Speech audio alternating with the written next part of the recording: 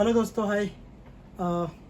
कल हमने सीखा सिंपैथेटिक नर्वस सिस्टम और परसों हमने सीखा था पैरासिम्पैथेटिक नर्वस सिस्टम। सो हमारा एएनएस का चैप्टर खत्म हो चुका है। अब हम लोग स्टार्ट करेंगे हमारे सीएनएस के चैप्टर से।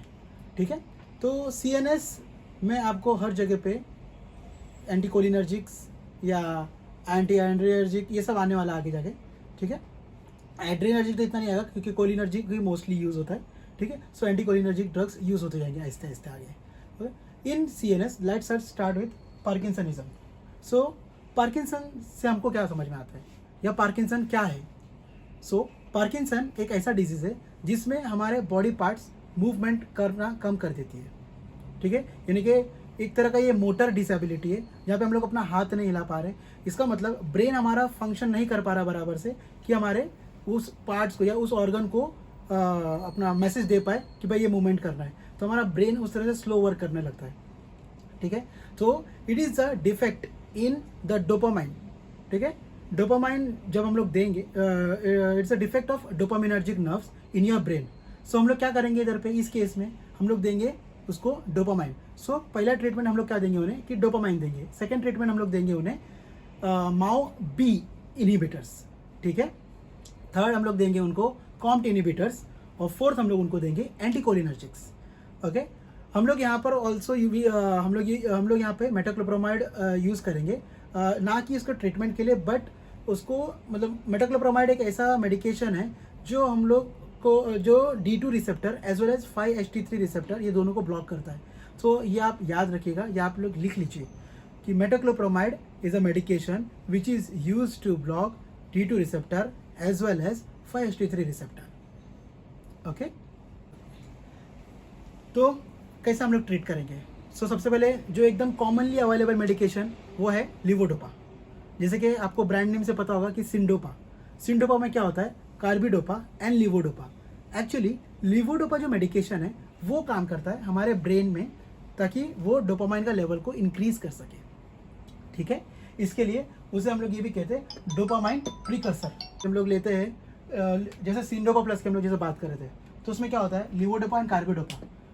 जो कार्बिडोपा जो है ये है असल में डोपा डिकार्बोक्सिलेज इनहिबिटर। मतलब ये आपका ब्लड ब्रेन बैरियर क्रॉस नहीं करता है। ठीक है, ये क्या करता है? कार्बिडोपा जो है डोपा डिकार्बोक्सिलेज के ऊपर काम करता है।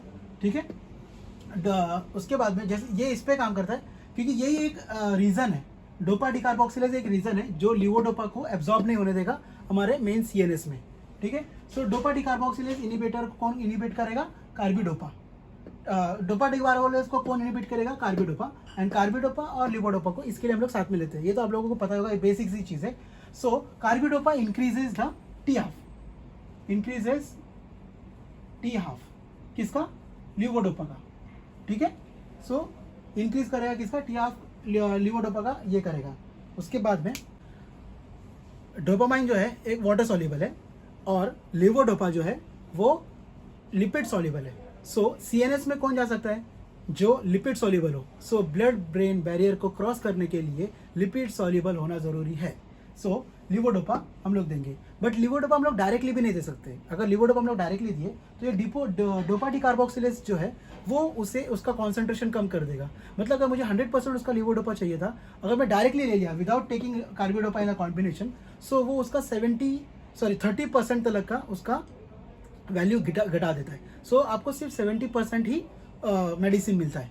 ठीक है, सो इसके लिए हम लोग कार्बिडोपा और लिवोडोपा को हम लोग साथ में लेते हैं। उसके बाद में हम लोग आते हैं माओ बी इनहिबिटर।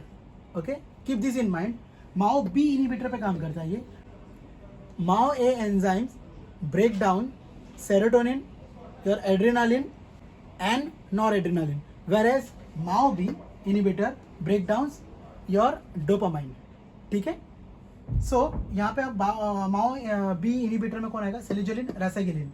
सेलिजोलिन एक्चुअली ये एक मेटाबोलाइट है। It's a metabolite of amphetamine.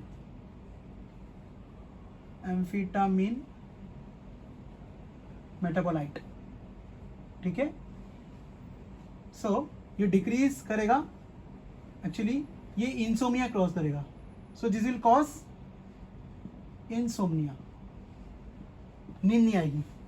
ठीक है, उसके बाद में कॉम्ट इनिबिटर में आएगा आपका entacapone, tolcapone. Dopamine receptor agonist में आएगा आपका bromocriptine, pramipexole and ropinirole. Bromocriptine will cause lung fibrosis, ठीक है। एंड रैपिनारोल ये हाइपर स्टिमुलेट करता है, हाइपर स्टिमुलेशन, ठीक है। ये हाइपर स्टिमुलेशन करेगा, यानी कि आपका डिज़ायर बढ़ा देगा, जैसे कि फॉर एग्जांपल सेक्स करने का डिज़ायर बढ़ा देगा, शॉपिंग करने का डिज़ायर बढ़ा देगा। तो ये इसका साइड इफेक्ट है हाइपर स्टिमुलेशन, ओके। और ये हम लोग dopamine receptor agonist this are also used, bromocriptine या ये प्रामिपैक्सोल, ये हम लोग प्रोलैक्टिन इनिबिटर में भी काम करता है, ठीक है। फिर इसके बाद आएगा आपका dopamine facilitator, that is amantadine. Amantadine is a medication, ये आप लिख के रखिए point. Amantadine is a medication which is works like for parkinsonism and it is also an antiviral drug. So ये एक लौता ऐसा मेडिसिन है जो पार्किंसन में भी काम आता है और एंटीवायरल ड्रग में भी काम आता है, ओके। लास्ट में आपका है एंटीकोलिनर्जिक ड्रग जो है ट्राइहेक्सिफेनिडिल, ये बहुत इंपॉर्टेंट है, ये याद रखिएगा, ट्राइहेक्सिफेनिडिल एंड बाइपेरिडिन। सो आपको समझ में आ गया ये कंप्लीट क्लासिफिकेशन। अभी कुछ पॉइंट्स हैं वो मैं आपको एक्चुअली मैं आपको बोलूँगा, वो आप लिख लीजिए, ठीक है। ये बहुत इंपॉर्टेंट पॉइंट्स है, ये आपको क्वेश्चंस में भी पूछते हैं, तरह तरह के क्वेश्चंस पूछेंगे। मैं आपको पॉइंट्स दे देता हूँ, आप वो पॉइंट्स लिख लीजिए, ठीक है। सो पहला पॉइंट है levodopa should not be taken with vitamin B6, ठीक है। क्यों? क्योंकि अगर विटामिन B6 के साथ में लेंगे तो B6 जो है डिकार्बोक्सिलेज का ये बढ़ा देता है, एक्टिविटी बढ़ा देगा। अगर डिकार्बोक्सिलेज का एक्टिविटी बढ़ा देगा तो क्या हो जाएगा, लीवोडोपा का कॉन्सेंट्रेशन कम हो जाएगा।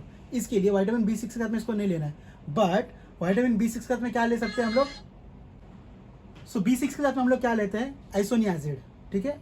उस केस में हम लोग को विटामिन B6 की जरूरत है, ठीक है। सो पहला पॉइंट है levodopa should not be taken with vitamin B6, okay. Second point, levodopa stimulates dopamine receptor of CTZ, that is मो receptor trigger zone, okay, and produces, अगर CTZ अगर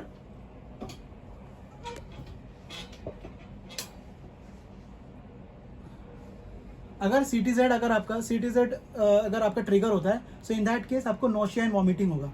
सो इस केस में हम लोग जब पार्किंसन का मेडिसिन ले रहे हैं और इस केस में अगर हम लोगों को ट्रिगर होने से बचना है तो हम लोग यहाँ पर क्या लेंगे, डोमपेराडोन।